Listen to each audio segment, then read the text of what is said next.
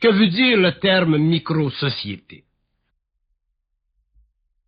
Lorsque l'esprit élève le taux vibratoire de la conscience humaine, il le fait sur une base très petite. Cette petite base équivaut à la conscience d'une race. Au cours de l'évolution de cette race, cette dernière passe d'une micro-société à une macro-société ou simplement à une société. Donc le terme micro-société veut dire que l'esprit est arrivé à un point où il est en train d'élever la conscience de l'homme. Et lorsque l'esprit élève la conscience de l'homme, forcément, l'homme vit une dissociation, une séparation avec les autres hommes qui évoluent autour de lui. Une microsociété est un état d'esprit à son origine. Mais d'un autre côté, une microsociété implique, au cours de l'évolution future de son entité, que l'esprit doit se manifester dans la forme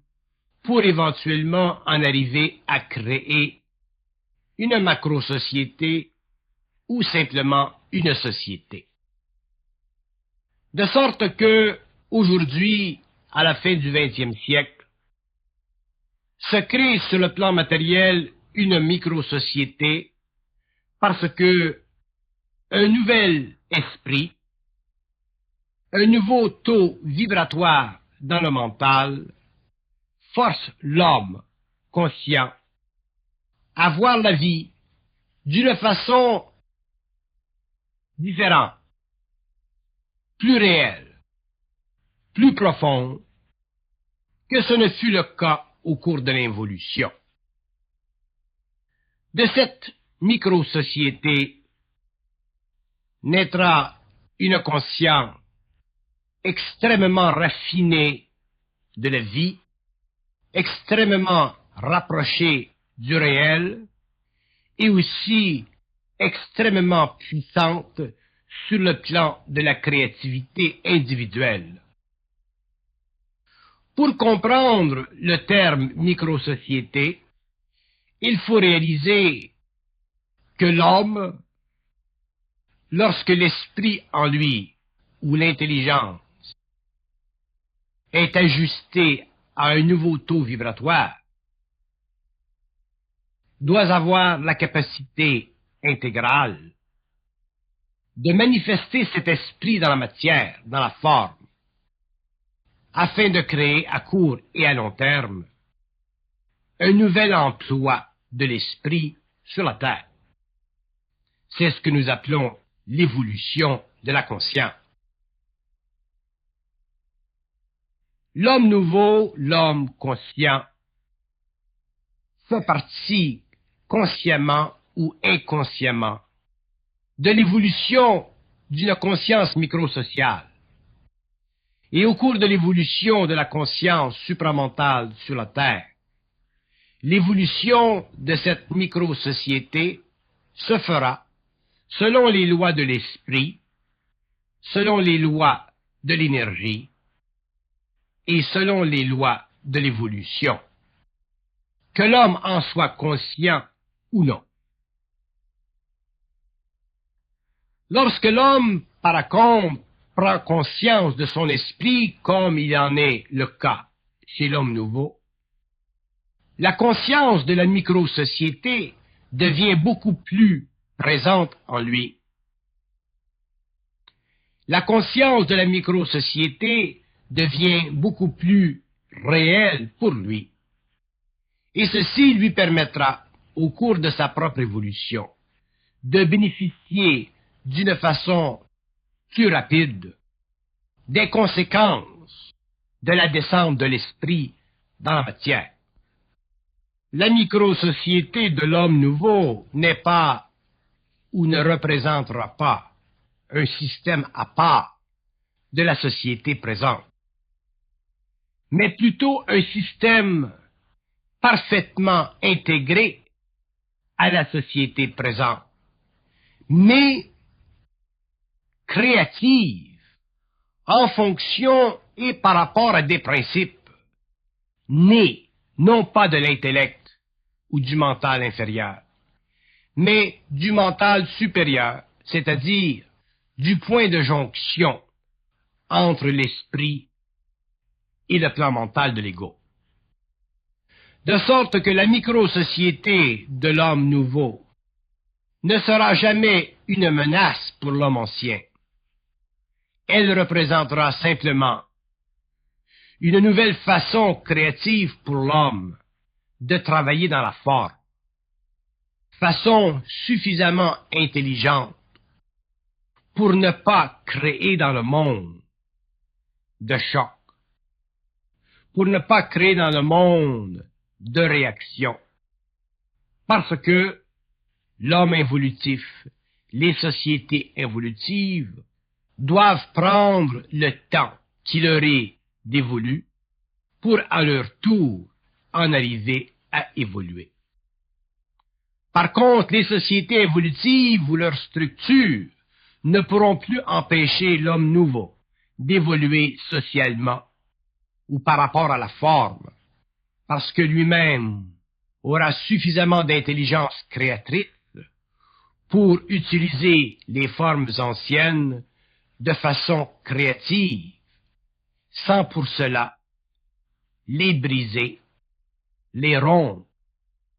ou les affecter d'une façon ou d'une autre. Donc la micro-société pour l'homme nouveau sera un état d'esprit. Ce sera quelque chose qui se passera dans le mental de l'homme, mais en parallèle avec la conscience sociale de l'homme évolutif. La micro-société sera un état d'esprit qui permettra à l'homme nouveau d'utiliser les formes merveilleuses qui ont été mises à la disposition de l'homme ancien, en leur donnant un souffle nouveau,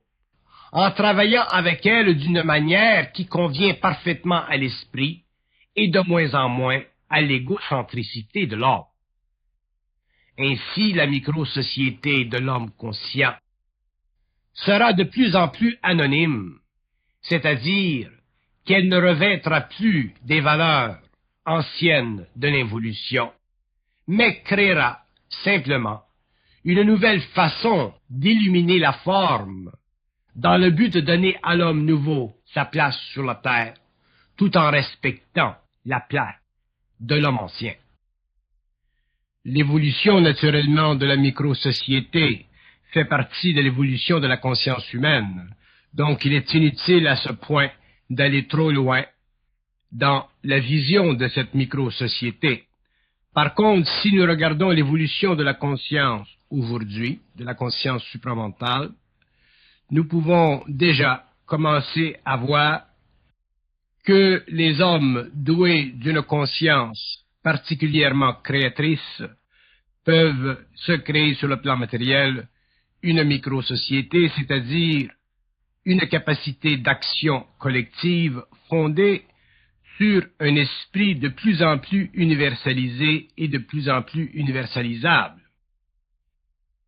À partir du moment où l'homme conscientisera son énergie et qu'il appliquera cette énergie à la forme, il découvrira en lui-même des possibilités créatrices qu'il n'avait pas soupçonnées, et ceci lui permettra, avec d'autres, de se constituer une certaine réserve de valeurs humaines sûres, fondée sur le rapport entre la forme et la conscience créatrice. Pour ceci, naturellement, l'homme en évolution devra comprendre le rôle qu'il peut jouer à l'intérieur d'une micro-société, rôle conscient, rôle lui permettant d'évoluer lui-même autant sur le plan psychique que sur le plan matériel. L'évolution de la micro-société sera la conséquence naturelle de l'évolution de la conscience. mais elle comportera en elle-même des facettes qui seront, avec le temps, élucidées, conscientisées et réalisées. La microsociété en elle-même, étant un état d'esprit, permettra à l'homme conscient, à l'homme nouveau, de finalement pouvoir participer à sa conscience créative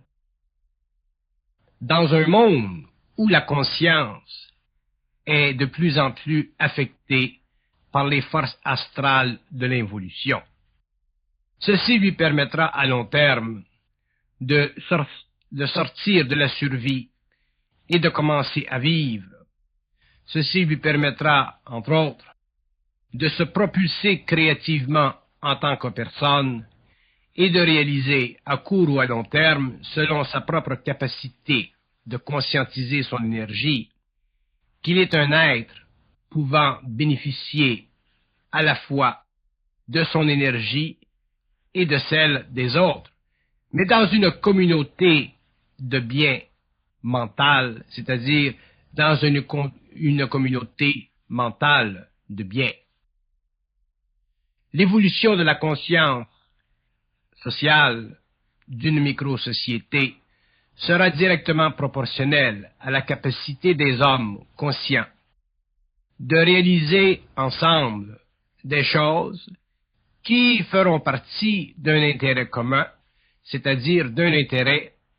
permettant à leur esprit universel et harmonisé de se bien manifester dans le monde, afin que l'homme puisse vivre une vie agréable, créatrice, remplie d'actions créatives, remplie de mouvements et fondée sur une grande mobilité d'action. La réalisation que la microsociété est un état d'esprit collectif, individualisé et à la fois universel, permettra à l'homme de comprendre qu'il existe en lui et avec d'autres une très grande possibilité, un très grand potentiel d'action créative sur le plan matériel. Si les hommes aujourd'hui ne jouissent plus de la vie facile, c'est que le pouvoir de la société, ses structures évolutives et ses conditions ont enlevé à l'homme la capacité de faire la gestion créative de son intelligence, ont forcé l'homme à s'assujettir à des conditions extérieures qui ne font pas nécessairement partie intégrale de ses besoins réels. De sorte que l'homme, plus il avance, l'homme ancien, plus il avance, plus il recule, plus la vie devient difficile, moins il est capable de maintenir sa santé, moins il est capable de vivre et plus il est obligé de survivre afin de ne pas s'écraser dans une incompétence psychologique et psychique absolue. Le phénomène de la drogue, qui aujourd'hui est à l'échelle mondiale, est dans le fond une réaction de l'homme aux conditions mécaniques et évolutives de sa civilisation. Bien que la drogue en elle-même soit un mal pour l'évolution de la conscience, elle représente quand même un paramètre où les hommes sentent que la société en elle-même ne remplit pas le rôle réel qu'elle doit remplir par rapport à eux en tant qu'individus. Par contre, l'homme conscient, ayant développé de plus en plus une conscience intégrale, ayant de plus en plus réalisé la force intérieure de sa conscience créatrice, ayant de plus en plus réalisé qu'avec d'autres hommes conscients, il lui est possible de passer de la survie à la vie, c'est-à-dire de l'absence de créativité à la créativité, cet homme pourra finalement bénéficier de son état d'esprit et composer avec d'autres états d'esprit parallèles aux siens une forme de vie coïncidant de plus en plus avec l'abondance que, naturellement, la Terre peut offrir à l'homme dans la mesure où il est capable de vivre sa vie selon les lois de l'énergie et non plus selon les lois évolutives de l'astral, où l'homme est obligé de subir les conditions de programmation de l'âme et de s'éteindre petit à petit dans une incompétence qui représente profondément l'incapacité créatrice d'une conscience qui est devenue aveugle, ignorante, mécanisée et sans lumière. L'évolution de la microsociété se fera dans le silence du temps. Elle se fera dans l'anonymat du temps. Et elle se fera aussi dans l'harmonisation de toutes les forces créatrices émanant des consciences individualisées. Évidemment, on peut amener un cheval à la rivière, mais on ne peut pas le forcer à boire de l'eau. Il en est ainsi et il en sera ainsi pour l'homme nouveau. Il pourra être amené à la rivière, mais il ne pourra pas être forcé à boire l'eau de cette rivière. Donc, la microsociété deviendra réalisée, elle deviendra objectivement réelle, elle deviendra un fait dans la vie de l'homme, dans la mesure où ce dernier aura décidé par lui-même de boire l'eau de la rivière. Il n'est plus nécessaire au stage où nous en sommes ou au stage où nous serons demain de prendre des dispositions mécaniques pour amener l'homme à se construire une vie fondée sur un principe universel de gestion de son énergie. L'homme doit par lui-même se réaliser, il doit par lui-même prendre conscience que tout est dans ses mains. Il doit aussi réaliser qu'il y a à l'intérieur de lui des forces extrêmement puissantes, créativement, qui sont la source de sa conscience et qui peuvent lui donner sur le plan matériel les outils nécessaires à la restructuration de sa vie afin qu'il cesse de survivre sur la Terre.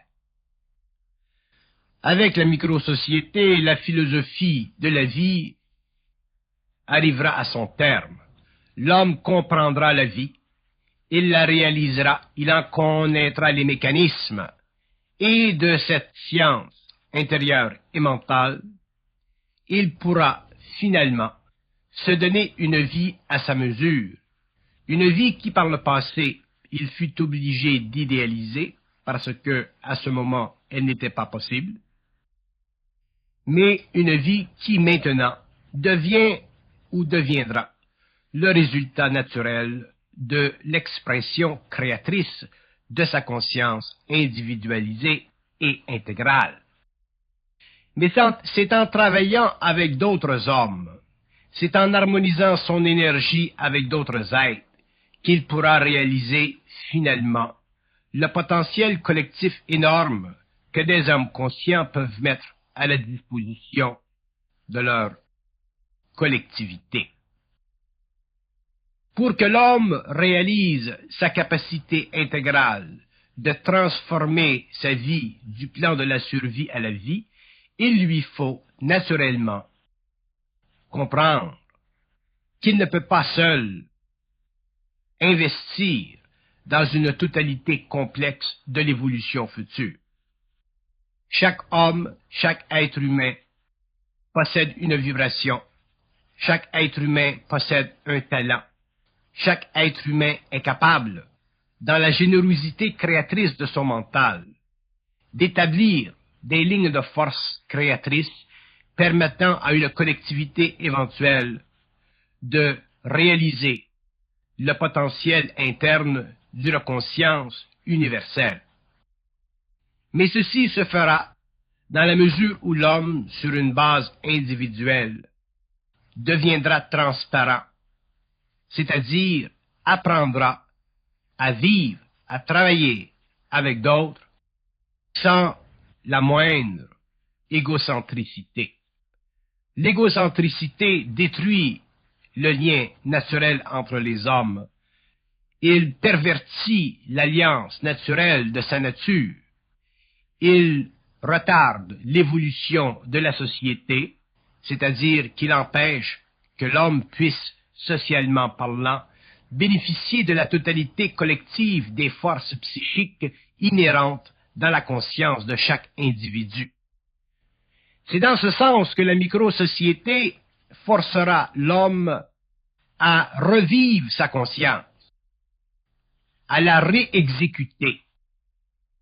afin que l'expression créatrice de sa vie mentale individuelle puisse non seulement bénéficier à lui-même, mais aux autres en même temps. Et ceci demandera un grand équilibre, une grande stabilité dans l'émotion et le mental, donc une très grande transparence. La transparence de la conscience de l'homme nouveau sera l'équivalent du pouvoir manifesté d'une conscience collective réorganisée à un niveau mental supérieur. La transparence de l'homme nouveau sera la mesure de sa conscience, et elle sera aussi la condition fondamentale et phénoménale d'une possibilité créatrice individualisée par rapport à une conscience collective réalisée. Tout est dans l'homme, tout vient de l'homme, mais l'homme doit être prêt, capable à vivre le tout pour le tout. Il doit être capable, autrement dit, de réaliser intérieurement qu'il n'a pas de limite, et que si limite il y a, elles sont le produit de son ignorance. Elles sont le résultat de sa propre manufacture. Elles sont la condition représentant le niveau inférieur de sa conscience. L'évolution d'une micro-société forcera l'ajustement de l'homme par rapport à une conscience collective, dans ce sens que les hommes conscients, au fur et à mesure où ils avanceront dans la vie, seront forcés de prendre de la distance des manifestations inconscientes dans leur milieu ou à l'extérieur. Cette distance sera le résultat d'une très grande sensibilité à leurs propres énergies et aussi la conséquence d'une évolution de plus en plus rapide qui forcera ces êtres à prendre des directions, à engendrer des mouvements qu'ils ne pourront plus retarder parce que d'autres êtres, d'autres hommes autour d'eux ne sont pas arrivés à avoir intégré leur énergie, c'est-à-dire à avoir balancé leurs principes. L'évolution de la micro-société se fera en fonction de l'évolution individuelle de l'homme. La micro-société, dans le fond, ne sera que l'expression collective de plusieurs consciences individualisées et intégrées. Donc, elle ne comportera plus les mécanismes de cohésion et d'arbitration qui furent nécessaires pendant l'évolution pour la sauvegarde des sociétés évolutives et le maintien de certaines forces, de certains pouvoirs. Munis d'une conscience intégrale, les hommes créant cette micro-société n'auront plus à survivre psychologiquement dans leur milieu social ou leur milieu de travail. Ce sont des êtres qui pourront facilement échanger, facilement bénéficier de l'échange, facilement augmenter l'échange dans la mesure où l'échange deviendra de plus en plus facile et créatrice, de sorte que, avec le temps, l'homme nouveau et sa micro-société seront deux aspects uniformes et universels d'une source nouvelle d'énergie créatrice sur la Terre. Ces hommes seront bien avec les hommes qui auront une vibration parallèle à la leur, et ils seront capables aussi de s'instruire de la matière, de lui donner une forme, de l'organiser, afin que la vie sur le plan matériel soit plus intéressante, plus bénéfique et aussi plus naturelle. L'homme nouveau deviendra très créateur, il deviendra très actif sur le plan mental, donc il ne voudra plus travailler dans le sens involutif du terme, il voudra plutôt œuvrer, c'est-à-dire créer, afin que les lignes de force de sa conscience créatrice puissent se manifester sur le plan matériel. Mais le travail ne fera plus partie de ses besoins internes. Il aura transmuté le travail et l'homme deviendra plutôt un maître d'œuvre. Il deviendra plutôt l'expression de la conscience créative à son maximum. Autant le travail fut nécessaire et essentiel pendant l'évolution, parce que l'homme ne connaissait pas les lois de l'énergie créative, autant demain le travail sera remplacé par l'œuvre, c'est-à-dire qu'il sera rendu créatif et que la personnalité aura finalement mise de côté chez l'être humain son pouvoir sur le mental de l'ego. L'homme vivra au niveau de sa personne, et parce qu'il vivra au niveau de sa personne, la relation entre l'action créative ou l'œuvre sera la manifestation naturelle de ce passage à un autre niveau de conscience, où l'énergie, au lieu d'être l'expression d'une personnalité astralisée, sera l'expression d'une personne individualisée et intégrale. Donc, l'homme découvrira avec le temps, construira avec le temps les conditions nécessaires afin qu'il puisse passer du travail à l'œuvre. Et c'est au cours de cette expérience qu'il réalisera jusqu'à quel point il avait manqué le bateau pendant l'évolution, c'est-à-dire jusqu'à quel point, pendant l'évolution, une grande quantité d'énergie créatrice ne fut pas mise à la disposition de l'homme parce que ses corps subtils n'étaient pas prêts à la recevoir. Donc l'homme nouveau vivra une vie de plus en plus remplie, une vie de plus en plus permanente dans son mouvement, dans son homogénéité, mais aussi une vie de plus en plus mobile, de sorte que son expérience sur le plan matériel sera l'expression d'une haute qualité d'esprit, et non plus l'expression d'une grande mesure d'expérience qui fit partie de l'involution parce que l'homme devait vivre les mémoires de l'âme, alors qu'aujourd'hui, étant nouveau, il ne vit que l'expression créatrice de son esprit à travers un mental renouvelé, c'est-à-dire un mental qui connaît et qui comprend parfaitement les lois de la vie. Avec l'évolution de la conscience supramentale sur la Terre, la micro-société évoluera. Et elle passera avec le temps à des stages d'évolution qui, aujourd'hui, font partie des secrets de la fusion de l'homme. Autrement dit, l'homme découvrira les secrets de sa fusion au fur et à mesure où il sera capable de supporter l'intégration de son énergie. Donc, l'homme nouveau découvrira qu'il n'y a pas de limite à sa conscience, donc qu'il n'y a pas de limite à la micro-société,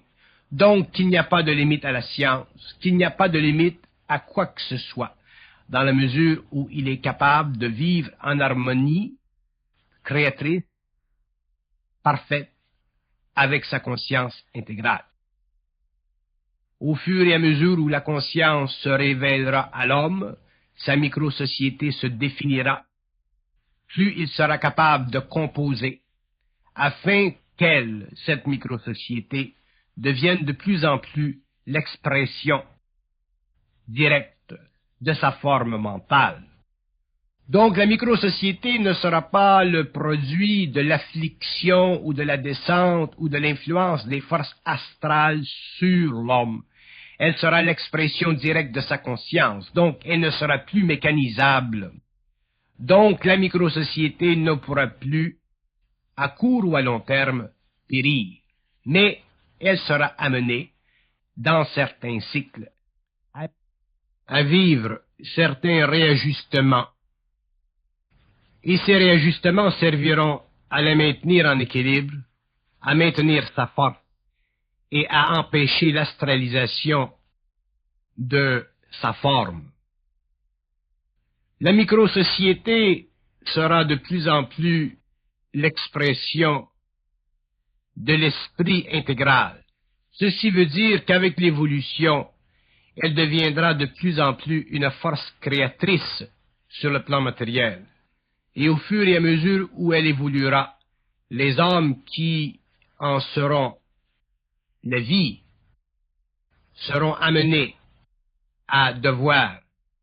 à tout prix, la maintenir en équilibre. Ceci demandera une grande confiance, une grande force intérieure et aussi une grande réalisation que là où il y a des équilibres,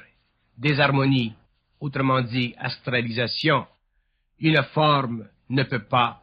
continuer à évoluer. Donc les hommes prendront dans leurs mains,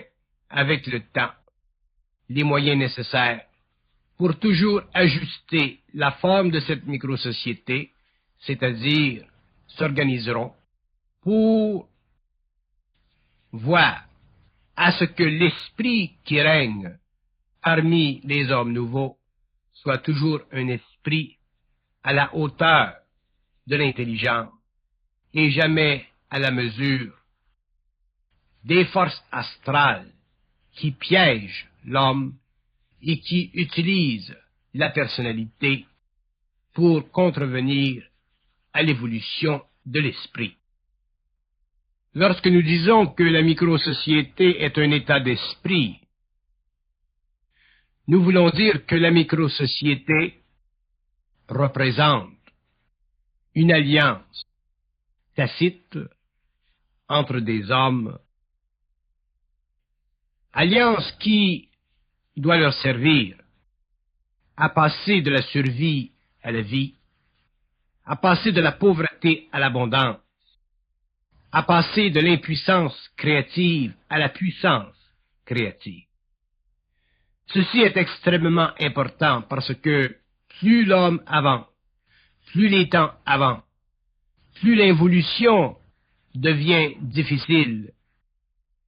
plus l'homme en tant qu'individu, sans intégralité, sentira que la vie est difficile, sentira que la vie n'a plus d'esprit et que ses chances deviennent de moins en moins grandes parce que, dans le cadre de l'évolution, les forces, le pouvoir, à quelque niveau que ce soit,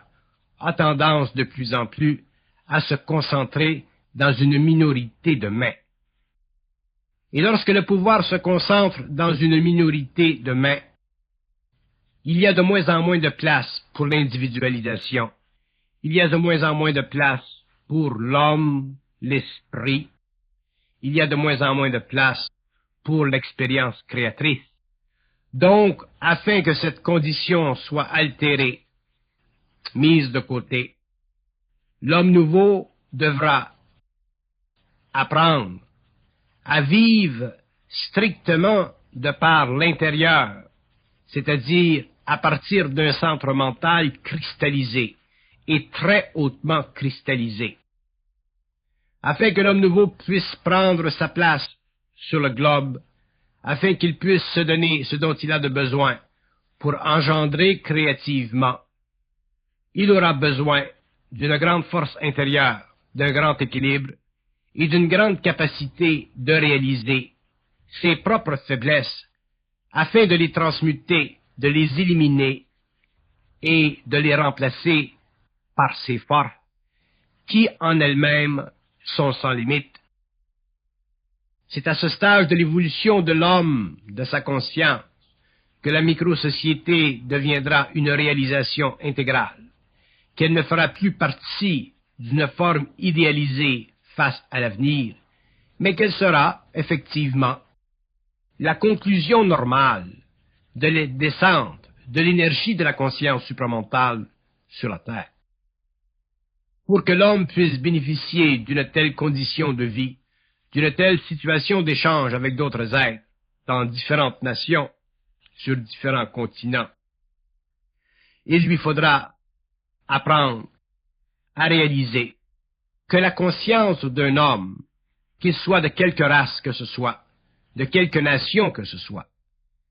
est universelle à partir du moment où elle devient transparente, c'est-à-dire à partir du moment où l'être cesse d'être égocentrique et conscientise son ego. Une fois l'ego conscientisé, la résultante est naturelle, la conséquence est naturelle, une micro-société se forme, une nouvelle façon de vivre et d'échanger s'établit, une nouvelle façon de construire se développe, et l'homme rapidement s'aperçoit qu'avec d'autres êtres, qu'avec d'autres consciences individualisées, il peut faire des choses merveilleuses, des choses qui conviennent à sa lumière, des choses qui conviennent à l'ordre, des choses qui conviennent à l'évolution, autant de l'homme, de la microsociété et à long terme de la conscience de la Terre. Il ne s'agit pas à ce stage de l'évolution pour l'homme de penser à la conscience de la Terre. Il doit s'occuper de sa propre conscience. Il doit s'occuper de sa propre relation avec les hommes qui évoluent. Il doit regarder de près sa condition et s'occuper à transformer pour le meilleur sa condition. L'homme ne peut plus aujourd'hui s'attendre à ce que la société évolutive change sa condition. Bien que la société évolutive puisse donner à l'homme une nouvelle façon de travailler, dans ce sens qu'elle puisse lui donner un nouveau cadre de travail, ce cadre est toujours assujetti aux pressions astrales de la conscience évolutive. Donc, pour l'homme nouveau, que la société évolutive fasse quoi que ce soit, c'est lui qui est toujours obligé, à court ou à long terme, de payer le prix. Par contre, sur le plan de la conscience évolutive, sur le plan d'une conscience microsociale, l'homme nouveau a et aura la capacité, finalement, de se donner de vivre d'une façon qui lui convienne parfaitement. C'est avec le temps qu'il construira les bases nécessaires, les mécanismes essentiels à l'évolution d'un tel ordre de choses. Mais pour ceci, il lui faudra effectivement développer une conscience basée non pas simplement sur l'intérêt, basée non pas simplement sur une vision partielle, mais aussi basée sur la réalisation qu'ensemble, 2 êtres conscients, 10 êtres conscients, 1000 êtres conscients, ainsi de suite, peuvent faire des choses qui dépassent ce que peut faire seul un homme inconscient, un homme piégé par les forces de l'involution. Cette réalisation deviendra avec le temps évidente, elle deviendra avec le temps essentielle, et elle sera aussi avec le temps l'expression même de la vision interne de l'homme nouveau. Donc, pour ceux qui aujourd'hui ne peuvent pas facilement voir d'une façon claire et transparente le futur créatif d'une conscience individualisée à une échelle collective, le temps les amènera à le réaliser, le temps les amènera à le voir, et lorsque ce temps sera venu, les hommes qui, au cours des années ou des générations, auront vécu l'incertitude, connaîtront la certitude. Ces hommes connaîtront la certitude d'une façon tellement grande que la vie pour eux deviendra un jeu d'enfant et cessera d'être une grande expérience de l'âme. La vie deviendra pour eux l'expression directe du pouvoir de la lumière de l'homme à travers son mental. Elle cessera d'être un cirque et l'homme, finalement, commencera à bénéficier de lui-même. Et avec l'évolution, l'avenir, la descente de plus en plus puissante de la conscience créatrice, l'homme découvrira des choses qui, au bout du tunnel, représentent ce qu'elles auront toujours dû être, c'est-à-dire l'évidence que la lumière et la matière doivent, peuvent et se joindront afin d'unifier ce qui est le plus haut dans l'homme et ce qui est le plus bas, pour donner, pour créer un nouvel homme, une nouvelle société, une nouvelle vie sur la terre.